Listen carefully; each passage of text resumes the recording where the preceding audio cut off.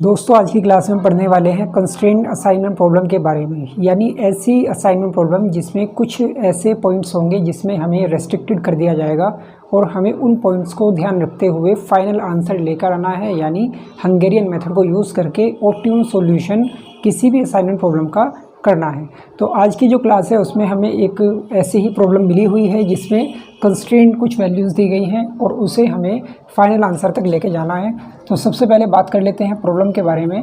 यहाँ पर एक फैक्ट्री में मशीन्स हैं M1, M2, M3 and M4 और इन मशीन्स को हमें डिफरेंट प्लेसेस पर इंस्टॉल करना है, जो है हमारे पास A, B, C, D और E। M1 जो मशीन है उसको आप अगर A पर इंस्टॉल करते हैं, A प्लेस पर इंस्टॉल करते हैं तो वहाँ पर आपकी कॉस्ट आती है 108 रुपीज़। B के लिए 120 कॉस्ट है, C के लिए 180 है, D के लिए 132 है, E के लिए 128 है। यानी आप M1 मशीन को इन डिफरेंट प्लेसेस पर अगर इंस्टॉल कर देते हैं तो आपका इस तरह से यहाँ पर खर्च आ जाएगा। और M2 के लिए इसने बताया कि जो A प्लेस है वहाँ पर M2 के लिए डैश है।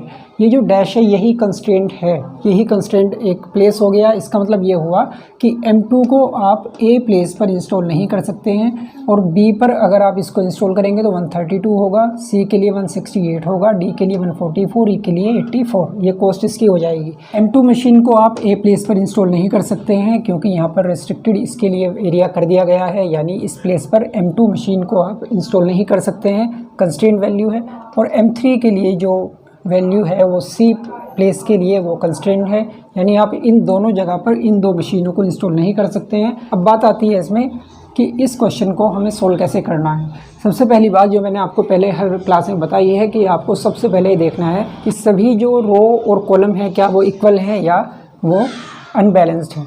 रो के हिसाब से M1, M2, M3, M4 चार हमारे पास रो हैं और प्लेसेस यानी जो कॉलम है उसके हिसाब से आप देखें A, B, C, D और E, ये हमारे पास 5 प्लेसेस इस तरीके से हैं। यानी हम कह सकते हैं कि ये प्रॉब्लम कंस्ट्रेंट होने के साथ साथ अनबैलेंस्ड भी है।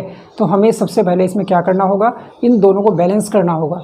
और बैलेंस के लिए यहाँ पर देख लिया हमने कि रो हमारे पास 4 हैं, कॉलम हमारे पास 5 हैं। तो इसे हमें इक्वल करने के लिए क्या करना होगा, एक M5 मशीन हमें अपने पास से यहाँ ऐड करनी होगी जो डमी होगी, यानी ये एक्चुअल में एग्जिस्ट नहीं करती है ये मशीन, लेकिन बैलेंस करने के लिए क्वेश्चन को हमें हंगेरियन मेथड से सोल्व करने के लिए इसको बैलेंस करना ज़रूरी है। इस वजह से हम इस M5 मशीन को यहाँ पर ऐड कर रहे हैं अपने पास से।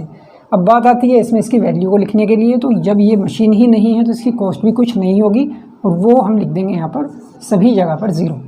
इस तरह से ये क्वेश्चन हमारा कंप्लीट हो गया है। अब हम इसे सोल्व कर सकते हैं हंगेरियन मेथड को यूज़ करके। स्टेप फर्स्ट पे आ जाते हैं, रो रिडक्शन। फर्स्ट वाली रो में सबसे पहले हमें देखना होगा कि इस रो में सबसे छोटी वैल्यू कौन सी है। सबसे छोटी वैल्यू आप देखेंगे इसे मिनिमम जो वैल्यू है वो 108। अब इसे हमें बाकी सभी वैल्यू से लेस कर देना है। आप 108 को 108 से ही लेस करेंगे तो 0 आ जाएगा। 120 से माइनस करेंगे 108, 12 आ जाएगा। 180 से 8 को माइनस करेंगे 72 मिलेगा। 132 से 8 माइनस करेंगे 24 आएगा। और यहाँ पर आप 128 में से 8 माइनस करेंगे तो 20 आ जाएगा। क्लियर होगी बात। अब बात आती है M2 के लिए सेकंड वाली रो में। तो फर्स्ट जो प्लेस है A, उसके लिए यहाँ पर कुछ भी हमें नहीं लिखना है। ये बात आप ध्यान रखेंगे कि जहाँ पर आपको डैश लगा मिलेगा वहाँ ना हम उसको रो रिडक्शन के टाइम पे यूज़ करेंगे, ना कॉलम रिडक्शन के टाइम पे और ना ही असाइनमेंट के टाइम पे। यानी उस जगह पे आप ये मानेंगे कि कुछ भी यहाँ पर ना प्लस होगा ना माइनस होगा, ना कोई वैल्यू यहाँ पर असाइन की जा सकती है।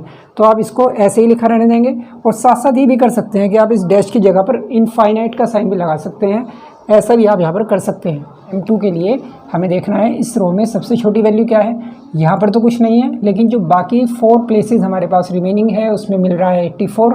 इस 84 को हम बाकी सभी वैल्यूज से लेस कर देना है। तो यहाँ कितना मिलेगा भाई, आप अगर यहाँ देखें 132 के लिए तो 132 माइनस 84 करेंगे तो आ जाएगा कितना, 46। 168 माइनस 84, 84 मिल जाएगा। 144 माइनस 84, 60 मिल जाएगा। और 84 माइनस 84, 0 आ जाएगा। इसके बाद हम चलते हैं M3। यहाँ इस रो में मिनिमम वैल्यू 108 मिल रहा है और वो 1 से ज़्यादा है। तो हम यहाँ पर स्टार्ट करते हैं फिर से। 132 माइनस 108 तो कितना मिल जाएगा, 24। 108 माइनस 108, 0 डैश, ये सेम मिलेगा ऐसे ही। 120 माइनस 108, 12। 108 माइनस 108, 0। इसके बाद M4 मिनिमम वैल्यू क्या मिल रही है, 84। इस 84 को बाकी सभी वैल्यूज से लेस करेंगे। 168 माइनस 84 तो 84 मिल जाएगा। 96 माइनस 84 12 आ जाएगा। 144 माइनस 84 60 आ जाएगा। 84 माइनस 84 0 मिल जाएगा। और 96 माइनस 84 12 आ जाएगा।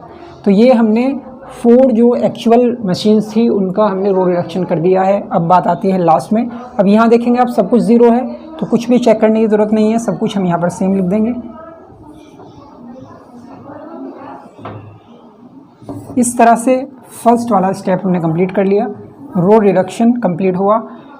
Step second, column reduction and making assignment. तो पहले कॉलम रिडक्शन करेंगे, उसके बाद हम उसी में असाइनमेंट्स को कर देंगे।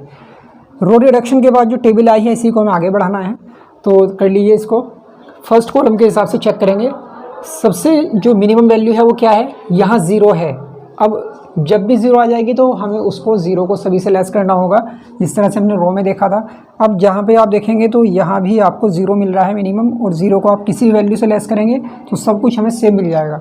तो हम यहाँ पर करने वाले हैं फर्स्ट वाले कॉलम के हिसाब से, ये 0 आ जाएगा, ये डैश ये सेम रहेगा, 24 84 ये 0।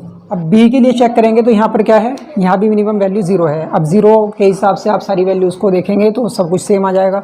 ऐसे ही सी में मिनिमम 0 है, डी में मिनिमम 0 है, ई में मिनिमम 0 है, यानी सब कुछ हमें यहाँ पर सेम लिखना होगा।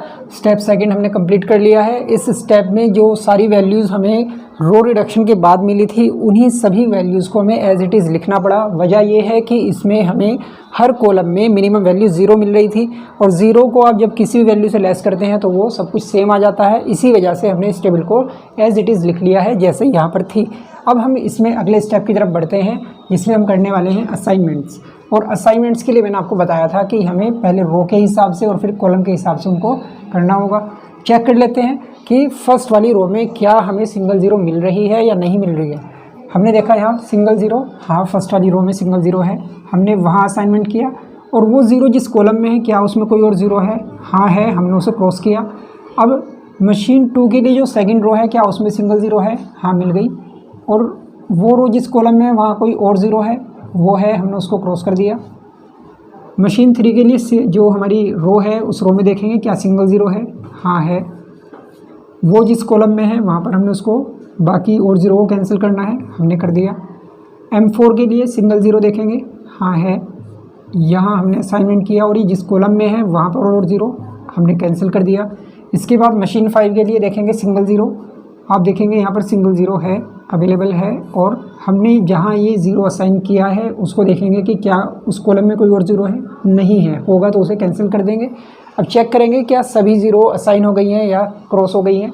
तो सारी 0 आप देखेंगे या तो सभी पे असाइनमेंट हो चुका है या सभी 0 क्रॉस हो गई हैं। अब ये चेक करेंगे क्या ये ऑप्टिमम है जो असाइनमेंट हुआ। तो हमारे पास रो और कॉलम के हिसाब से देखा जाए तो 5 वैल्यूज़ का असाइनमेंट हमारे पास होना चाहिए। तो क्या ये असाइनमेंट 5 है, यानी हर रो में असाइनमेंट है, हाँ है। क्या हर कॉलम में असाइनमेंट है, हाँ है। तो ये हुआ हमारा ऑप्टिमल सॉल्यूशन। एक्चुअल वैल्यूज़ अब यहाँ पे लिख लेंगे।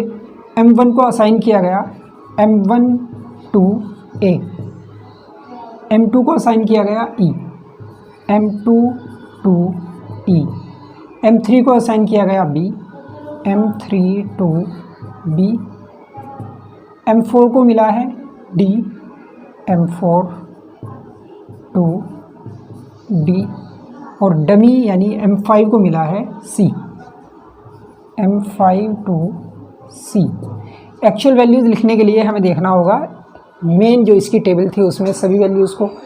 M1 को असाइन किया गया A, और A के लिए यहाँ वैल्यू 108 है, मैंने यहाँ पे लिखा 108। M2 को मिला है E, M2 को E में E मिला है तो ये हुआ 84।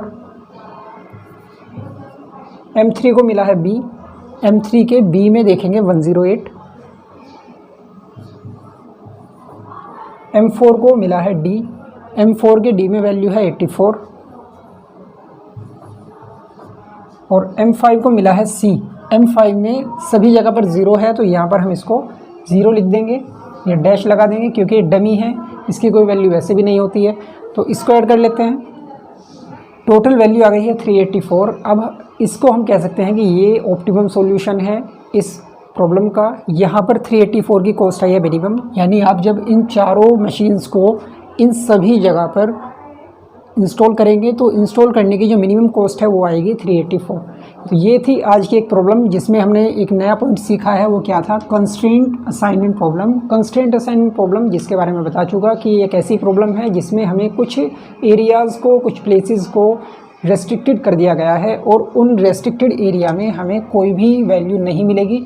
वहाँ आपको इस तरह से डैश मिलेगा और उन एरियाज़ में आपको ना कोई रो रिडक्शन करना है, ना वहाँ पर कुछ यानी ऐड करना है, ना कुछ लेस करना है, ना वहाँ पर कोई असाइनमेंट हमें करना होगा। जब भी आपको कोई ऐसी प्रॉब्लम मिले तो आपको ये बात ध्यान रखना है कि चाहे आपको कितनी वैल्यूज़ को ज़्यादा से ज़्यादा वैल्यूज़ को रेस्ट्रिक्टेड कर दिया जाए, आपको इसी पैटर्न पे क्वेश्चन को सोल्व करना होगा और फाइनली आपका आंसर इस तरीके से ऑप्टिमल सॉल्यूशन में मिल जाएगा। आज की क्लास में इतना ही है। मिलते हैं नई क्लास में नए टॉपिक के साथ।